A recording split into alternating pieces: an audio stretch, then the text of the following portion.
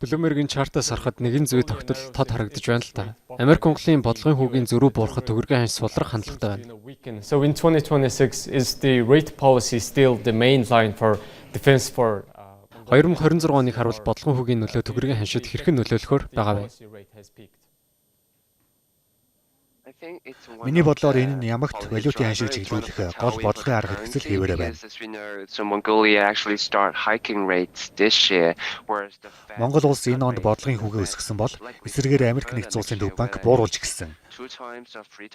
Ирэх онд ч бодлогын хүүгээ үргэлжлүүлэн 2 эсвэл 3 удаа бууруулахаар харагдаж байна.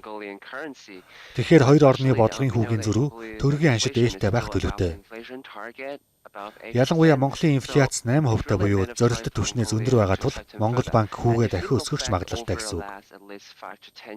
Ерөнхийдөө түүхэн цаг үеэс харуул Америк нэгдсэн улс болон Монгол улсын мөнгөний бодлого эрс зөрүүтэй байсан тохиолдол маш ховрол доо.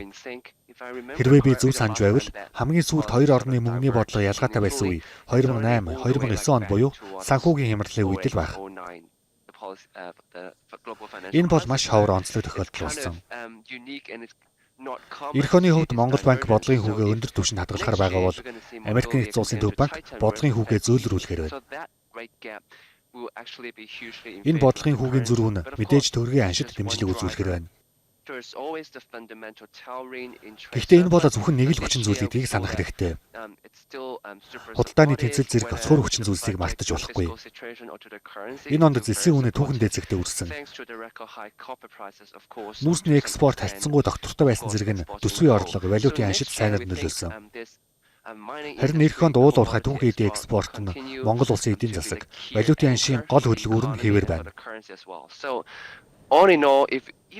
Монголын эдийн засгийн сур хүчин зүйлсийг харуул бид төгрөгийн ханш ам доллар эсрэг доктортой байна гэж таамаглаж байна. So if the US keeps Хэрвээ Америкийн төв банк бодлогын өндөр зэгт удаан хадгаллаа гэж бодвол Монгол банкнд бодлогыг бууруулах орон зай гарах уу? or would it pressure the tugrik more? Yeah, I think so now. To be honest now, Тийм ээ. Гэхдээ зах зээлийн хүлээлтийг харуул эх онд Америк нэгдсэн улсын төв банк 2-3 удаа бодлогын хүүгээ бууруулахаар байна. Bloomberg Economics-ийн зүгээс 4 удаа бууруулж магадгүй гэж таамаглаж байгаа. Харин холбооны нөөцийн банк өөрсдөө нэг л удаа бууруулах дохио өгсөн. Ямар ч нөхцөлд Америк нэгдсэн улсын төв банк бодлогын хүүгээ бууруулж таарна. Эх онд ч бай 2027 онд ч бай эрчимтэй бууруулах болно. Америк нэгдсэн улсын өрийн асуудал улам л хүндэрч байна. 38 их найд ам долларын өрөө яригдж байгаа шүү дээ. Тэгэхээр энэ нь зөвхөн инфляцийн асуудал биш. Засгийн газрын санхүүжилт, өрийн иргэн төлөлт зэрэг маш өргөн хүрээг хамарч байна. Үүнд холбооны нөөцийн банк бодлогын хүүгээ бууруулах зайлшгүй шаардлагатай болно.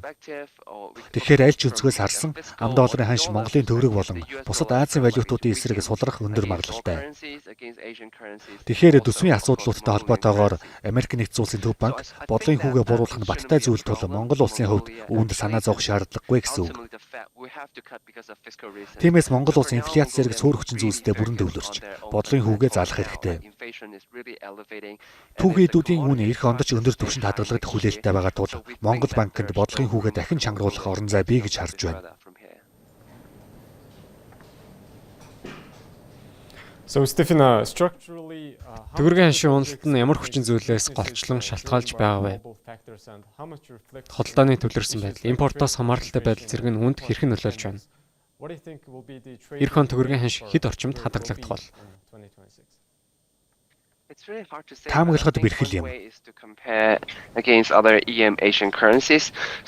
Гэхдээ бидний хийж болох зүйл нь бусад хөгжиж буй орнуудын валюттай харьцуулах. Оны ихэнх хагаст ам долларын ханш огцом суларсан бол 2 дугаар хагасаас бага зэрэг сэргсэн. Энэ хугацаанд ихэнх Азийн валютууд ам долларын эсрэг чангарсан.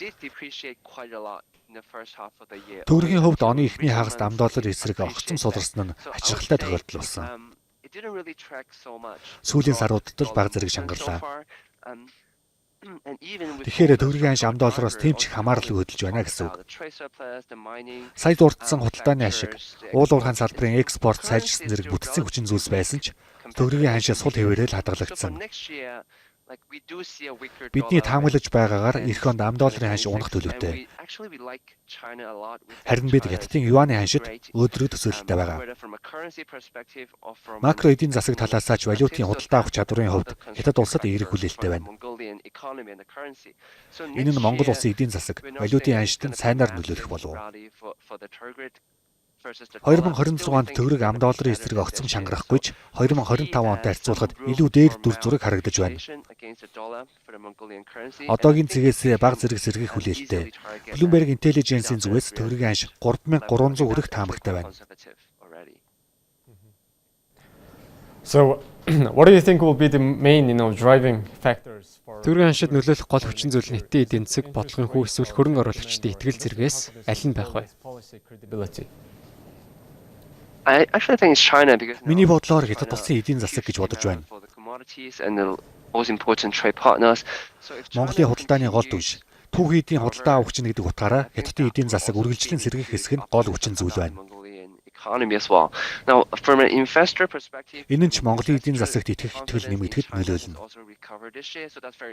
Хятадын талаар хөрөнгө оруулагчдын итгэл сэргсэн нь Монгол зэрэг худалдааны түвш эдийн засгуудад сайнаар нөлөөлж байгаа шүү дээ. Суурь хүчин зүйлсийг харуул онцлог хэд хэдэн зүйлс байна. S&P Moody's зэрэг агентлагууд Монголын зээлжих зэрэглэлийг ахиулсан. Төсвийн сахилга баттай байдал нь голчлон нөлөөлсөн. Харин 2026 онд төсвийн сахилга баттай энэ бодлогоо доктортой хэрэгжүүлэх хэсгээс маш олон зүйл хамаарна.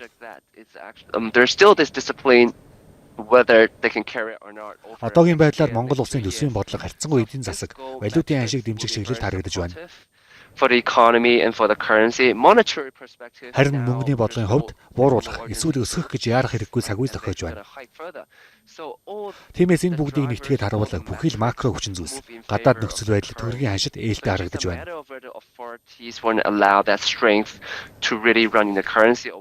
Гол асуудал нь бодлого тодорхойлогчид энэ давуу талыг ашиглаж хатгалж чадах уу гэдэг байна.